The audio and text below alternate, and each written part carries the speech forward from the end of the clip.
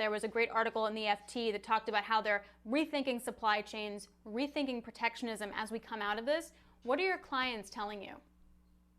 Well, I think they are absolutely doing all of the above. The reality is that we're not going back to the future we had. We're going back to a very different future. And therefore, companies are having to rethink the balance between resilience and efficiency. And I think that, in a way, is what underpins the observation that the FT had.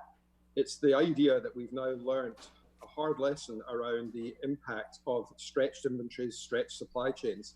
And as we learn that lesson, there is a need to rethink the supply chain and look at where things are both supplied and made. I think it's wrong to assume, incidentally, that that means everything will be sent back onshore. This whole notion of reshoring seems to have caught the trend. But in reality, what I think it does mean is that people are going to look hard at how they can build in resilience into the supply chain. And that is going to mean changes in where things are made and how they are made.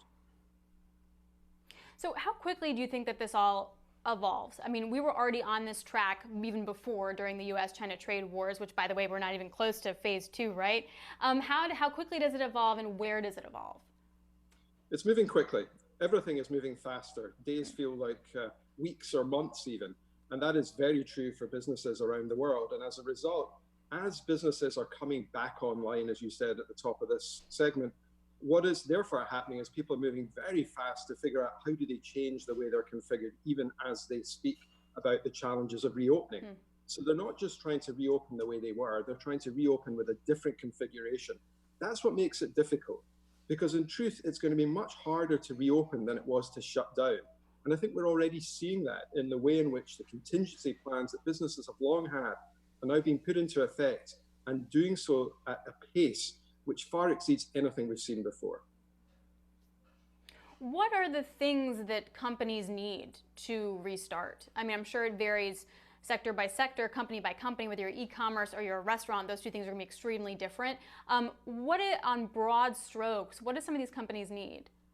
Well, first and foremost, every CEO I speak with thinks first about the health and safety of their workers and, of course, of their customers, depending on the nature of the business. That is the prerequisite. It's, can you put in place enough procedures, enough checks that makes you confident that your business and its employees are going to be safe? Because what you do not want to do is to bring the business back and then find you're shutting it down rapidly thereafter. So the first step is indeed to think through the package of measures. It's not any one measure. It's not as simple as saying we must have testing, we don't have testing, therefore we don't open.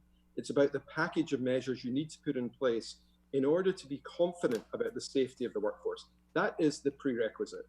After that, of course, there are a whole series of steps associated with making sure you have the components that allow you to manufacture. If you're a manufacturing company, if you're a services business, your people can actually provide the service in a way that the customer feels confident and safe about receiving that service.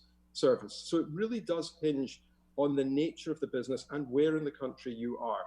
But the prerequisite is making sure you can put in place processes which give you confidence about the safety of the return. And you guys had a really great report out detailing different things that companies are looking at. And I did want to highlight one that we can talk through here. And it's the measure for rapid recovery in terms of revenue. And it details sort of structural shifts versus short-term moves, and then how fast and how slow the recovery actually is. Can you detail for me what this graphic winds up telling you in terms of sales restructuring versus e-commerce analytics versus, say, demand planning? All of that sort of ranging the different options. Well, the reality is you're going to pull many levers. I think there's actually 4 that you're really looking at. One is what we call rapid revenue recovery, and at its heart is the notion of really thinking through what are the revenue levers that are available to me now in this very different world to which we're returning.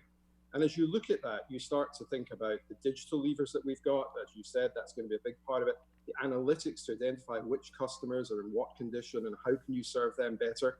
And finally, you're also looking to your sales force in a very different way than you've done in the past, because that sales force is not probably going to be calling on anyone in person. So the capabilities and skills you've got enabling you to interact with your customers are going to be different. So rapid revenue recovery is the starting point. In the same way as businesses in the early days of this were very focused on cash, and understandably so. Now they're going to be very focused on how quickly can I bring back revenue, which customers will matter, which customers can I serve, and with what. That's going to be the initial focus. And how does that change in terms of how companies think of their own workforce and, say, a work from home on a more permanent basis? Well, work from home, remember, only applies to a minority of the workforce. 70% of this country, the United States workforce, has to go to a workplace to do what they do. It's important to remember that, because sometimes we get overly focused on the 30% who can do what they can do from home. 70% need to go to a workplace. For the group that need to go to a workplace, you have to think about the configuration of that workplace. At a small level, that is why demand for plexiglass has soared. You've all seen the pictures. I know from our own firm that one of the things in Germany we've been doing is becoming a major customer of plexiglass. You have to seal off an office, create the workspace that's safe and sound. And that's true in manufacturing. It's also true in the services sector. You also have to think differently about the way that people go to work, literally, how they get there, the role of public transport, the times of the shifts. That's going to need to change.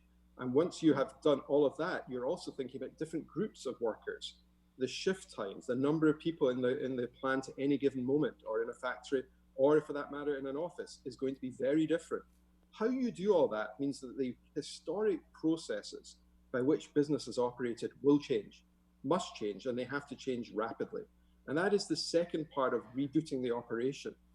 I would also add that the way the organization work is also going to change. Organizations have now experienced an unprecedented, that word is overused, but in this case it's true, move to be more agile than I think any of us thought they could be. One example, I've been partnering with a large company that's been thinking about curbside pickup for years, literally 18 months or so. Now we've seen the whole of the retail sector move to do that almost seamlessly, as we've all experienced. And that's something that had been planned, thought about for 18 months, but not realized. And in the last 2 months, it's been put into action. That's just an example of the way in which work will get done that's very different than it was before this virus hit. And then my last question has to do with the political environment. I'm going to focus just on the U.S. for a second. We've heard sort of more calls / conversation about higher corporate taxes. Do companies fear that? Are they starting to plan for it? What's their base case right now? I think companies are planning for a range of scenarios. That includes, of course, a recognition that there is going to be a change in the environment which they're operating, and that means taxation will be different. Obviously, they have to take that into account. Many also have to take into account a very different customer set of demands beyond taxation. So I'm a fan of a great American philosopher, one who I think is profoundly right in this case, the great Yogi Berra, when he said the future ain't what it used to be. So when it comes to understanding the tax rates or the interest rates, companies are working on a range of scenarios. What's important, though, at this moment in time is that they therefore bring the business back to the future that we're going to have, not the one we thought we would have. And that includes thinking about tax rates, but there are many other things that business leaders right now have to plan for. And that's why I think this really has been and will be the ultimate leadership test of CEOs around the country and beyond.